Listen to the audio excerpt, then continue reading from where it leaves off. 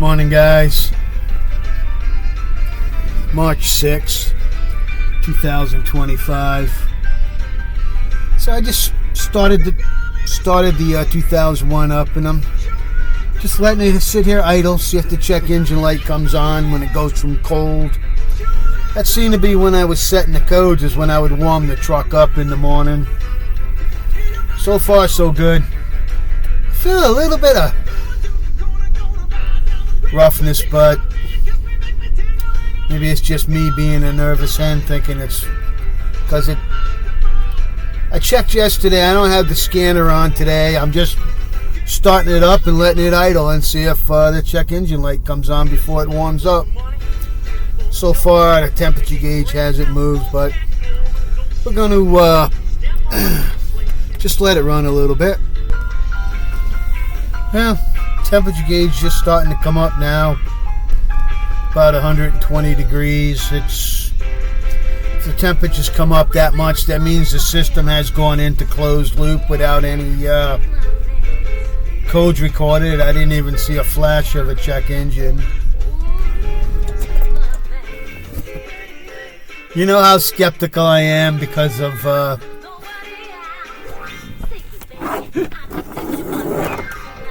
sometimes I think I got the worst luck. But at this point, I'm going to call it a success until it proves me wrong.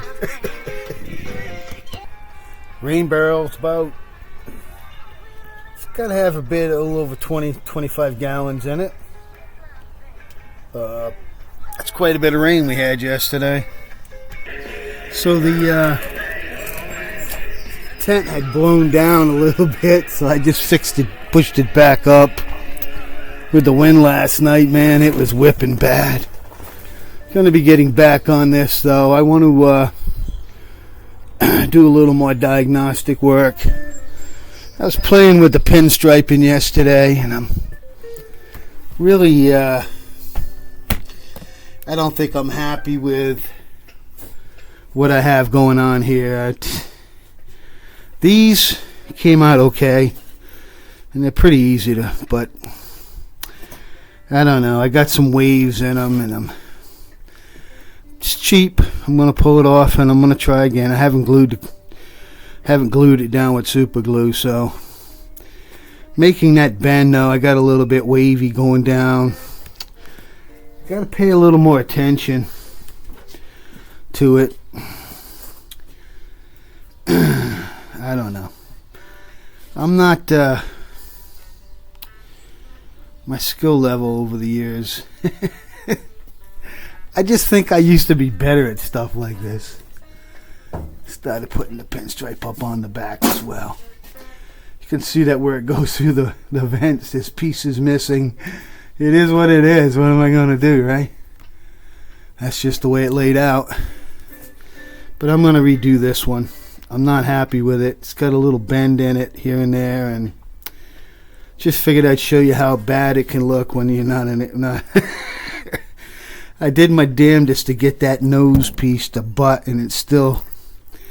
What I did was I held both pieces together, and then I taped it, and then I kind of cut it before I uncut it, and then I peeled the paper back and tried to stick them together.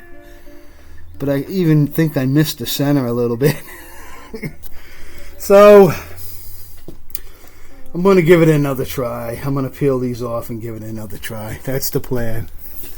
Connie's here, though, and I'm hanging out in the house with little Lucky. And I got to finish putting my tent back together here now that the wind whipped it off and got the truck all wet. Good thing I closed the windows.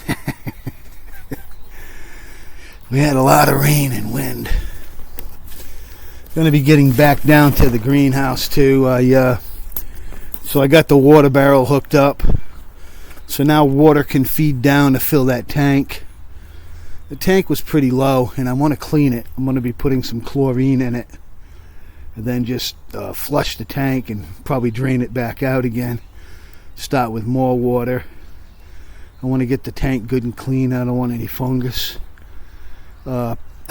I might get some of those fish that you can put in there, the algae eaters.